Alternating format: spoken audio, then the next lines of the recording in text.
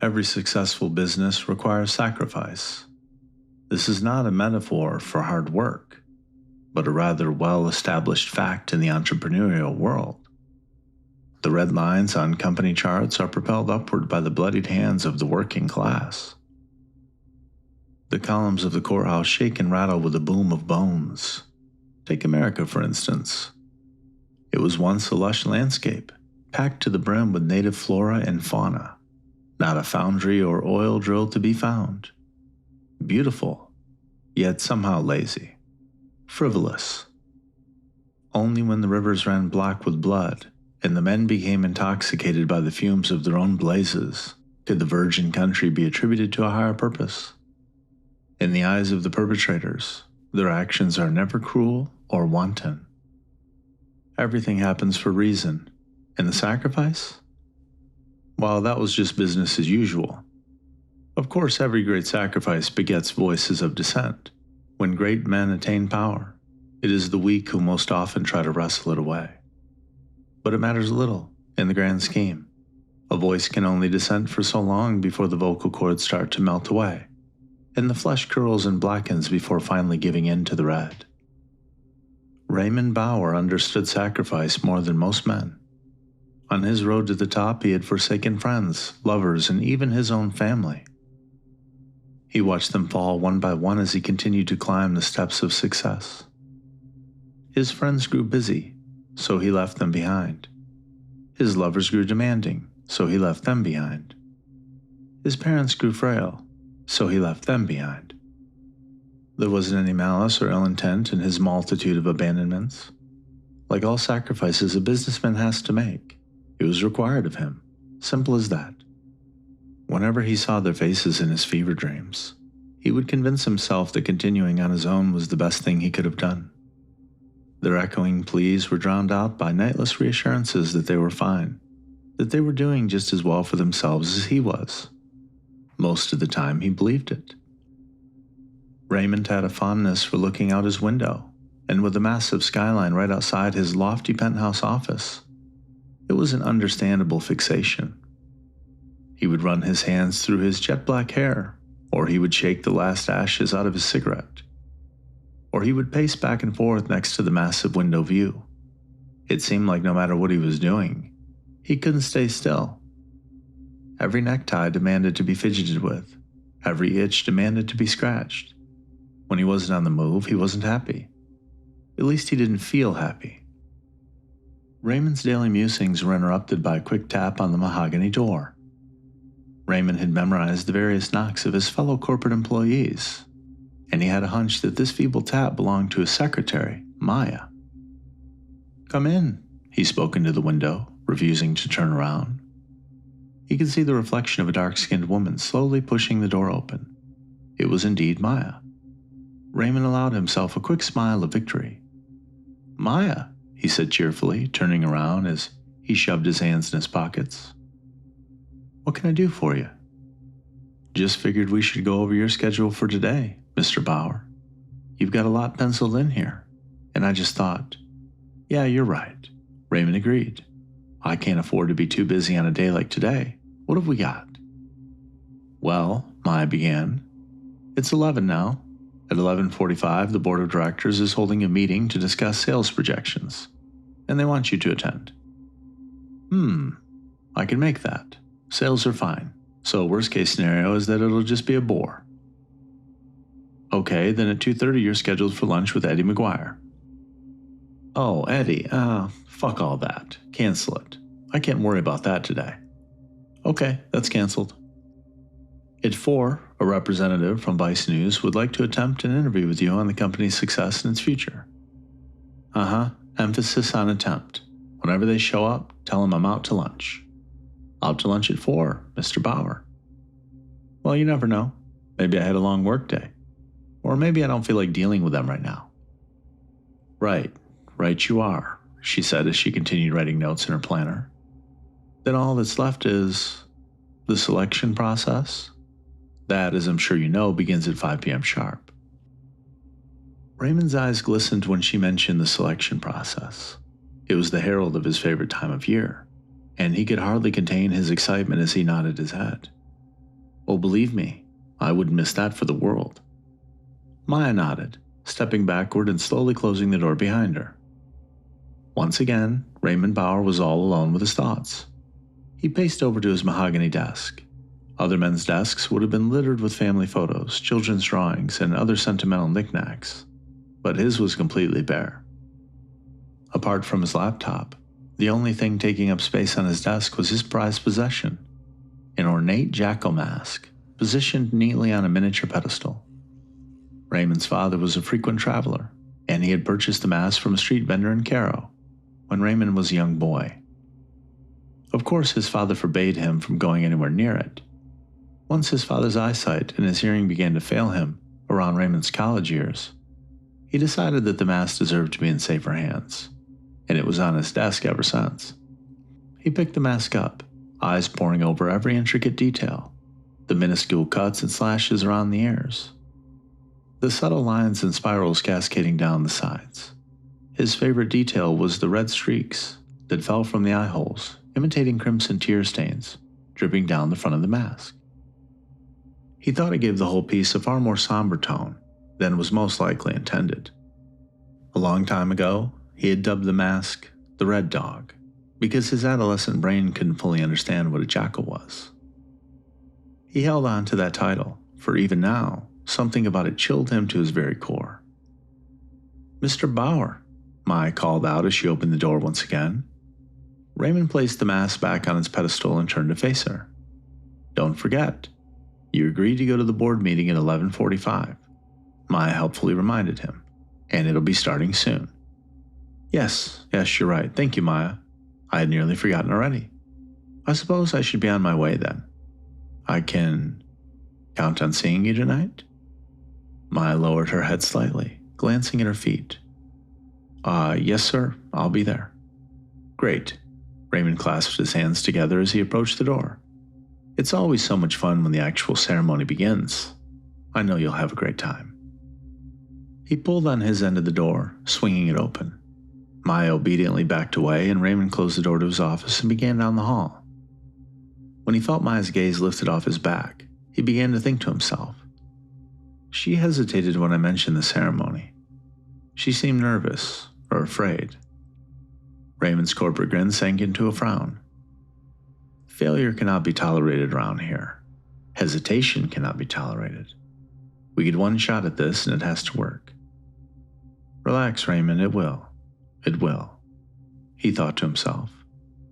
Raymond forced the friendly smile to return to his face as he pushed open the door to the conference room, his mind already hours away, lost in the glory and ecstasy of the night's ceremony. "Well, how did the meeting go?" "Well, how do you think it would go, Maya?" Good, I suppose." "Correct." Maya struggled to keep the pace with Raymond as he strode down the bustling hallway, eyes locked on his familiar office door. "Sales are through the roof, Maya," Raymond explained as he hurried back towards the office. "Another successful year, come and gone." "Can you believe it's been a full 365 days? "No, Mr. Bauer, I can't," she said, noticeably winded. "Well, we can't get sloppy. We've got to keep up the good work into next year. This company comes first no matter what kinds of sacrifices we need to make to keep it afloat. You know what I'm saying?" "Yes, of course. I understand, sir. I have a good feeling about this upcoming year. I hope we can keep our good luck streak running." "And that's the spirit, Maya. Way to go." Finally, the two arrived at the door of Raymond's office. Raymond skidded to a halt, frantically checking his wristwatch. 4:55 p.m., he said as he turned to face Maya. "We'd better get down there." "Okay, I'll prep the room and you gather whatever you need. Be sure you're on time, Mr. Bauer." "I'll be there. It's like I said, I wouldn't miss this for the world." She nodded, continuing onwards past his door. When she disappeared around the corner, he slipped back into his office. Quickly, he approached a filing cabinet tucked away in the corner of the room. He opened the uppermost drawer and pulled out a small first aid kit. The palm of his hand began to itch, and he winced when he recalled the events of last year. "Get over it. Everything we do is mandatory. Pain is pain. Blood is blood. You'll live in the end," he thought. Before he left, Raymond spun around to face his desk, staring intently into the empty eyes of the red dog. "Soon, old boy. Soon you'll be happy," he whispered to himself. The wind whistled faintly between the mask's sockets. Raymond liked to imagine that the red dog was attempting to communicate with him, speaking ancient tongues while the red dog prattled on with the language of the sky, until eventually they would reach an understanding of one another. Mutualism in its purest, most basic form. A parasite and a host, joined in eldritch unity. In this fantastical dream, Raymond never defined which among the two would be the parasite and which would be the host. He reached out for the red dog, but stopped his hands just short of the pedestal. "There'll be time for that later, Raymond. For now you need to get downstairs," he thought.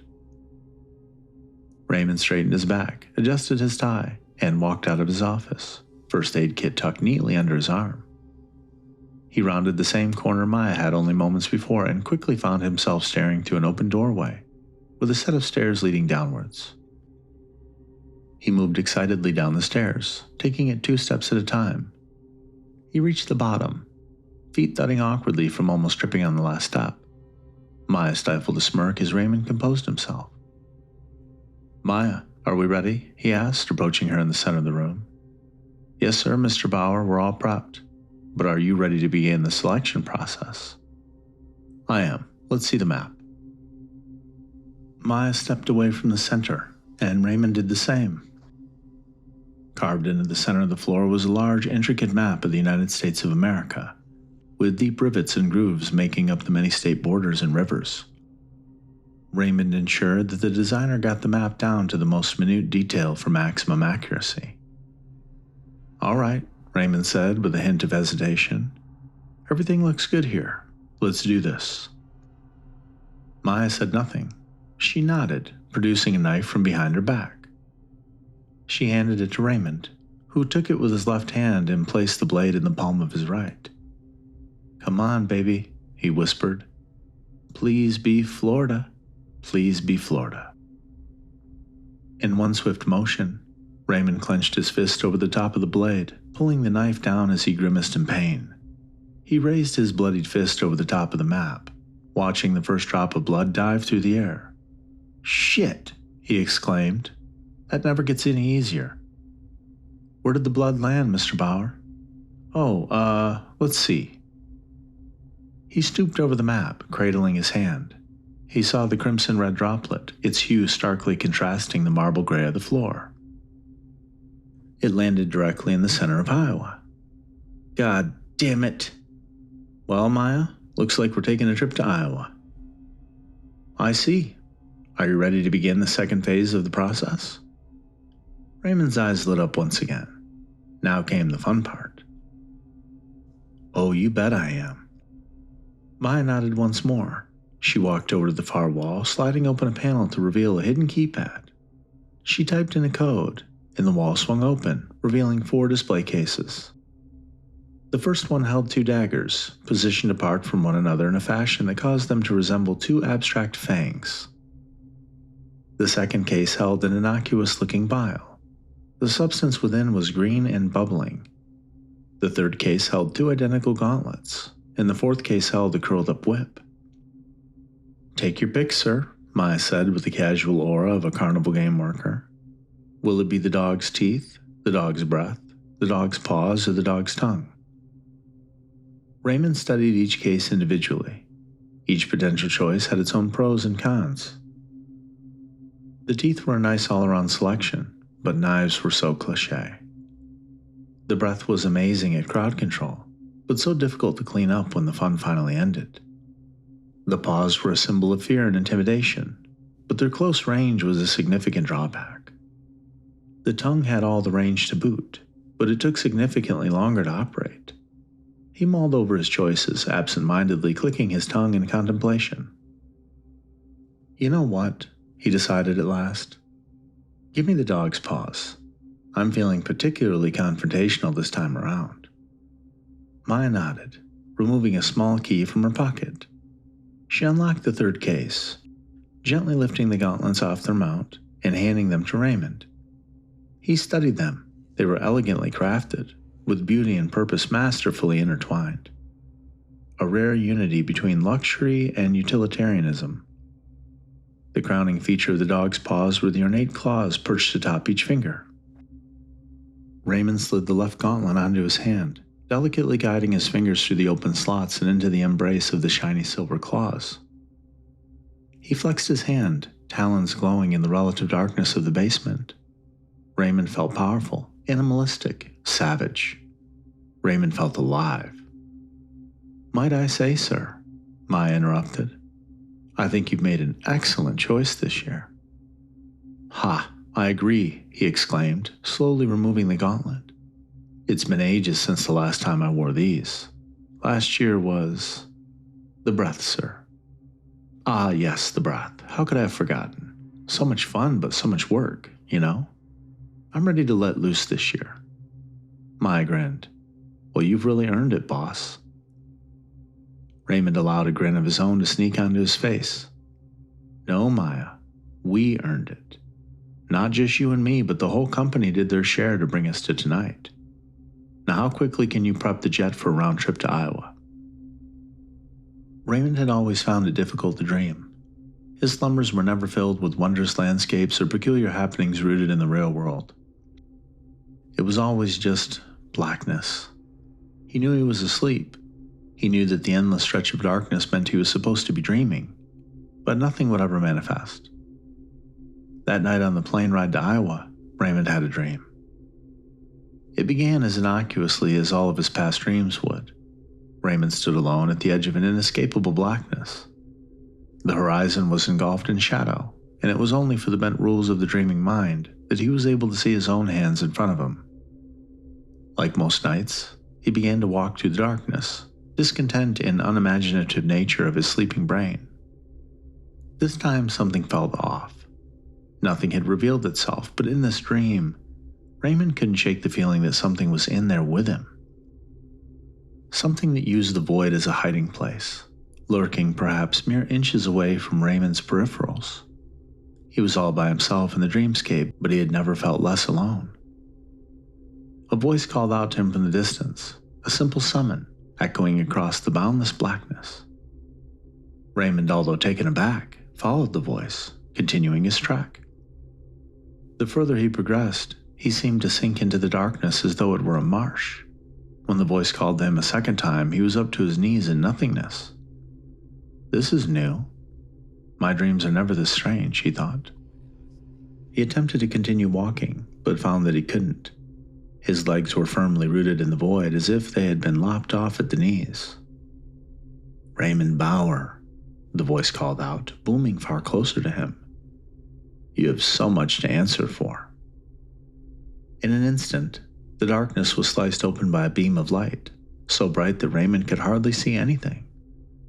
The light faded, and he looked upon the body behind the voice. He stood at easily 7 or 8 feet tall with dark brown skin. He was draped in shrouds that were made of gold, and he sported armored plating on his upper arms and legs. He carried a scepter in his right hand. There was something perched at the top of it, but he couldn't tell what exactly. Instead, he was too busy focusing on the being's face, which was concealed behind an obsidian jackal mask.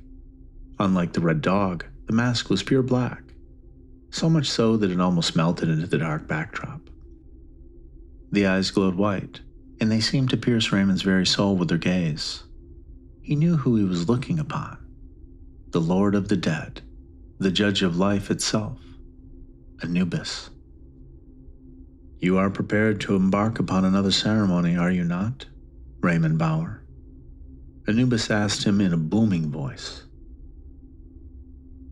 Yes, I am." "And then tell me, whose face do you hide behind? Whose face do you steal out of hatred for your own?" I don't." "Mine," Anubis screamed as another bolt of light crackled behind him.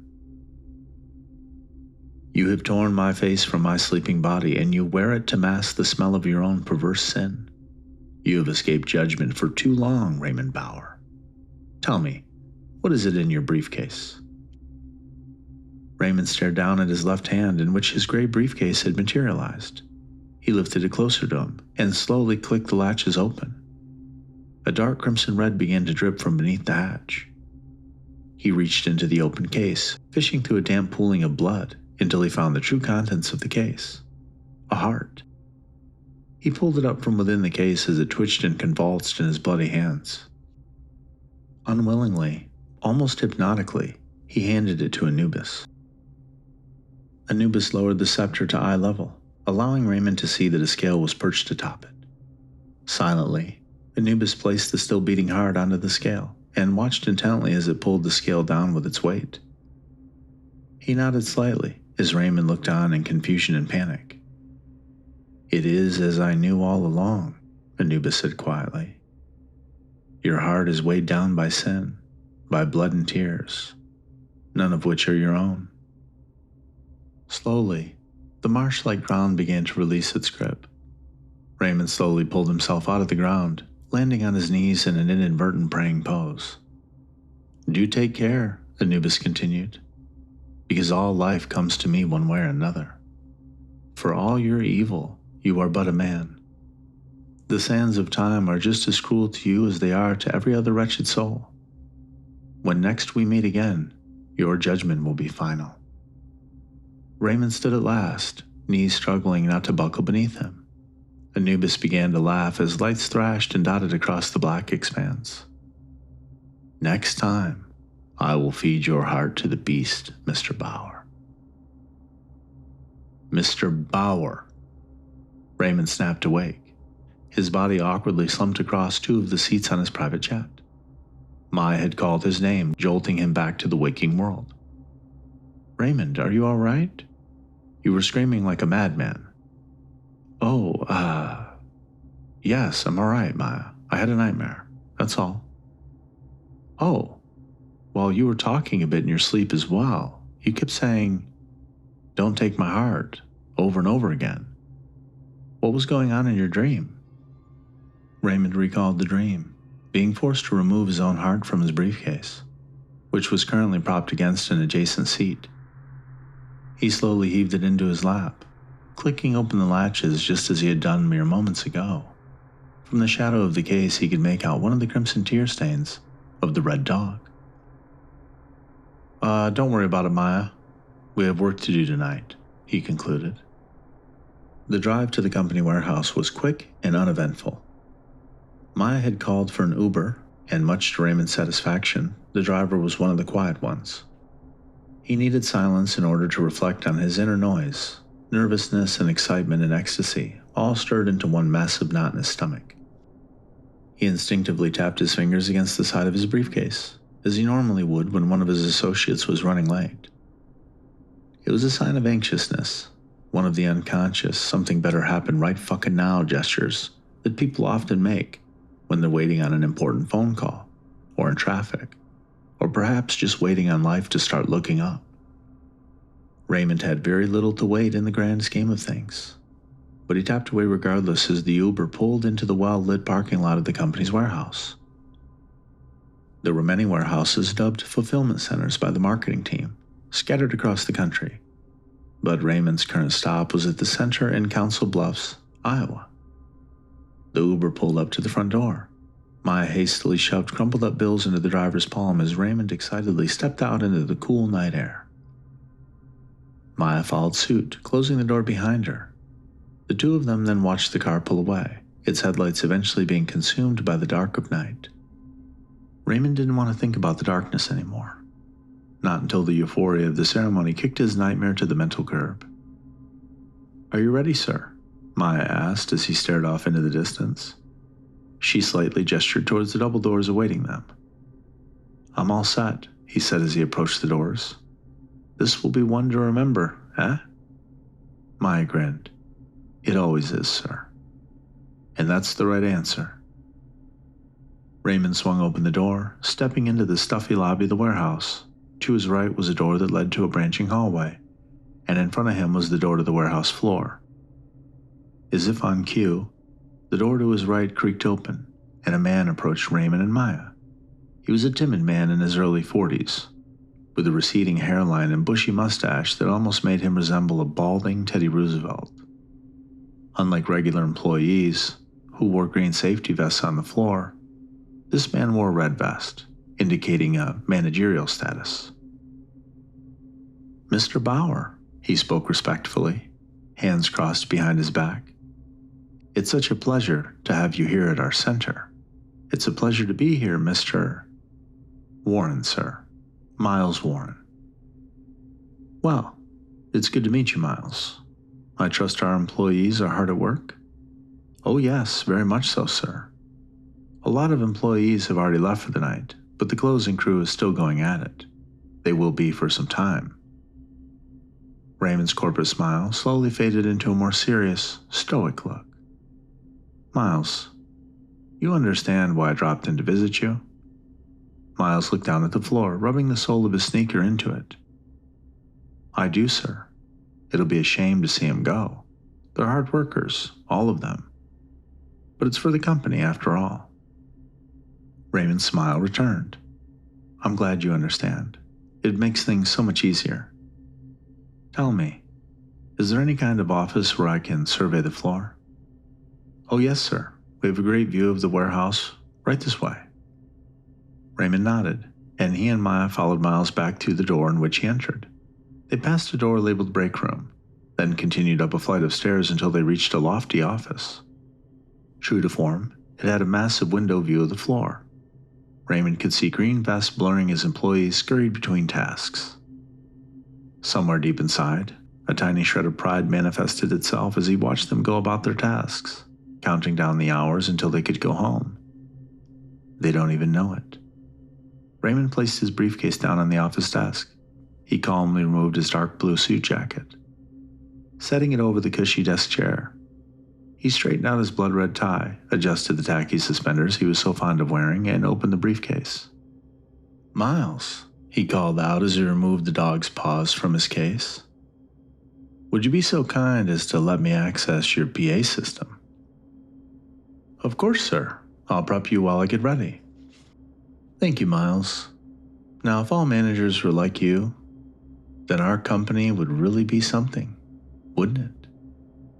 Raymond slid the gauntlets over his hands, adjusting the straps on either side until they felt as if they were his true hands.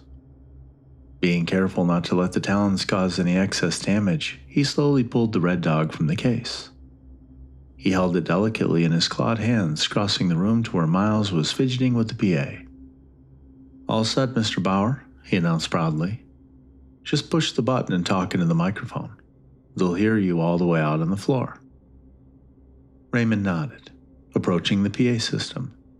He pressed a talon against the red button, let the feedback ring out for a moment, then began to speak, slowly and deliberately. "Do you enjoy your job?" He paused. He could hear very faint mumbles from the floor below. They were confused, understandably so. "Miles. Miles," he said, taking his finger off the button.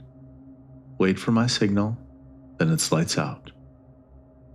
Miles nodded and hurried out of the office. Raymond placed his finger back on the button. "Personally, I don't like my job. Sure, it pays well, and the effects it has on my social life are unreal, but I find it so boring, so unfulfilling. I'm sure some of you here tonight can relate, even if you won't admit it. Every now and then I need a night where I can just cut loose, where I can shed the suit and tie and live life as a free man. I know you can relate now. It's a Saturday night after all. You're counting down until your shift is up. Then you'll rush home to whatever the rest of your night has in store for you." Their confused mumblings grew more audible with each passing word that filled the warehouse air. It brought a smile to Raymond's face. "For each of you, the night belongs to different things. Tonight might belong to your mother and father. It might belong to your best friends in their movie night. It might belong to the waiting arms of a lover, the simple rustle of bedsheets, or even the joy of returning home to be greeted by the smile of a child." He kept his finger on the button, deliberately pausing for several moments. "But unfortunately, there's been a change in schedule. Lights out." On cue, all the lights on the warehouse floor shut off. Raymond was delighted to find that the intercom was still working, meaning Miles hadn't unknowingly cut the power entirely. He made a mental note to personally give Miles a bonus when the ordeal was over. Their mumbles of confusion turned to walls of panic and uncertainty. He could not contain his smile anymore. Tonight belongs to something else now. Something bigger than you and bigger than me. His name is the Red Dog, and he's waited exactly 365 days, 14 hours, 33 minutes, and 55 seconds to meet you all. His nails are pretty sharp, so try not to let him scratch you if you can help it. You might find him a bit aggressive at times, but he means well. He just wants what's best for all of us, and so do I. With his clawed finger still firmly on the button, he slid the Red Dog over his face using his free hand. You'll scream, you'll cry, but in the end, it doesn't matter. He paused for a final time, listening to their panic, their rising panic, their confusion over what might have just been a sick joke, their worried assurances that everything was going to be okay. It was music to his ears. All things returned to the red, one way or another. He removed his finger from the button, slowly turning and descending down the stairs. He swung open the door to the warehouse and took in the feeling of it all. In total darkness, a choir of screams lit the path ahead of him. In the cold of night, his body radiated adrenaline from the thrill of what was to follow. That night, at approximately 10:32 p.m. Eastern Standard Time, Raymond Bauer died. At 10:33 p.m., he was born anew in the thrill of the hunt. The feast had finally been prepared and the Red Dog was starving. He let himself go. He lunged into the darkness of the warehouse, letting the shadows wrap around his body. He stopped in his tracks, lowering his ear to the ground. In the distance, muffled crying, a lamb had unknowingly revealed itself to the Red Dog. He prowled low to the ground until he found the source, a young girl, no older than 20, curled in a ball in one of the rows. He could scarcely make out any distinguishing features in the dark, save for her short red hair. But her personality was not the priority. The butcher never got to know the cow, after all. "Is anyone there?" she called out. But he remained silent, unmoving. "Please," she continued. "I think I'm having a panic attack. I need help. I need to go to the hospital." In an instant he was upon her, claws gleaming as they tore viciously at her face. Her yelp of shock and terror was stifled by the sheer swiftness of the attack, and it dwindled to a fading gurgle as her eye began to seep out of its socket. He left her there, a crimson halo forming on the floor around what once might have been a beautiful face. There was more game on the range, though, after all. As if on cue, a new voice presented itself. "What the fuck's going on?" The Red Dog winced as a flashlight pierced the darkness, landing on his most recent prey. The man holding the flashlight was far older than the girl, with graying hair and a white beard. "Oh, shit," he went on. "What's going on here? What are you doing?" The Red Dog leapt from the shadows, pouncing towards his prey. He miscalculated and his claws tenderly brushed against the man's shirt, sending them both toppling to the ground. The Red Dog sprung to his feet, pinning the man to the ground by his throat. He sunk his talons into the tender flesh, harvesting the screams like a farmer of sorrow. Quickly he pulled upwards, wrestling his claws in an unsightly clump of skin, free from the man's throat. They both knew what had been accomplished in that moment. Only one of them was willing to accept it. From across the warehouse he heard footsteps, followed by a loud exclamation. "Shit, somebody locked the doors." He smiled beneath the mask. Miles had definitely earned that bonus now. He rose from his squatting position next to the dying man, making his way across the warehouse to where he had heard the voice. He moved low to the ground, claws scraping and clattering against the floor. He didn't care if they heard him coming a mile away. Run or hide, fight or cower, they would all be his. In the distance he could see the bobbing glow of another flashlight, another flashing giveaway, equivalent to a big neon sign reading, "Please come kill me." They were becoming predictable, but that didn't make it any less enjoyable. He started towards the flashlight, then stopped as something caught his eye. A faint glint in the darkness, an unsheathed box cutter being held out defensively by a curled-up employee.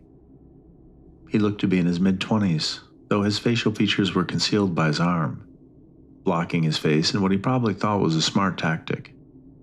"Stay back," the man mumbled as the red dog's footsteps drew closer to him.